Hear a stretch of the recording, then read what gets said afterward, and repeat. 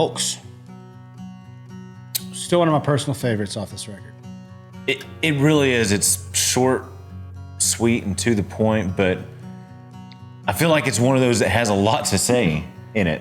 It does. You know, it's. I wanted the words to be simple and poignant, and I wanted to, you know, have the music reflect that. And, you know, after making a lot of records together, it's no big secret I'm not the greatest guitar player in the world.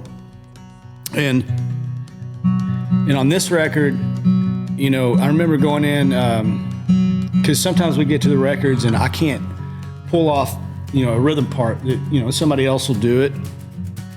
And this was one that, because of how simply complex it was, nobody could do it the way I could do it. It was really brilliant in its simplicity. And it was kind of one of those that it was so simple, it was hard for good guitar players to nail.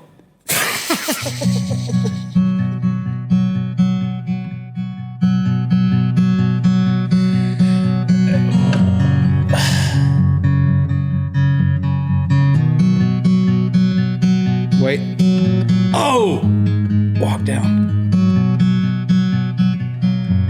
You know, I'm laughing, but the way that you sang and played with that, it made it to where you had to do it that way. Yeah.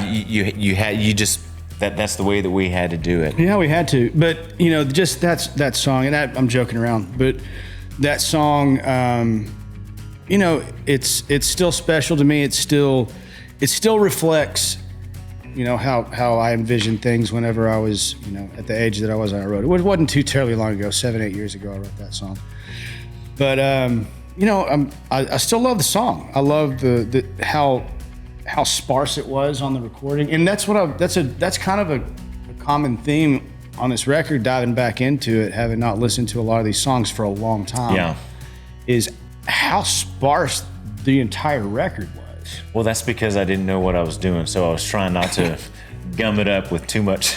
Much stuff. There was not a lot of layering going on. Well, but we also, you know, in reality, we didn't have the time for that. Yeah. You know, I think, what do we have? Do we have 10 days out there? I think we had 10 days. We had 10, and we might have gone back for a little bit more, but we did. But in reality, we had about 10 days to record that record. Yeah, that sounds about right. Yeah. But yeah, I love that song. I still love that song. And it's one of those songs that live, you know. Which we did for a while. We did for a while, but, you know, 3 or 4 out of 10 is going to go, man, that was a really cool song. But other 6 or 7 are going to be like, time for a beer? You want to get a beer, man? It's got a slow one going on. Sitting loud and in your face and, you know, rock and roll, you know. So it's just, I don't know, man. I love the song. I've always loved the song. Always going to love the song. I think it's got a great message. And I think the first line is funny. Some folks like to look, they like to point, they like to push, they like to shove. Some folks like to talk about the things they have, the things they love, but things are that just things.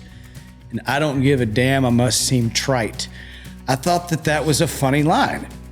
Who uses trite? And I thought that the fact that I'm saying I don't give a damn about all that stuff to the people that do give a damn about all that stuff, that I might seem trite to them. You know, kind of. Anyway, that's where what I was aiming for with that one.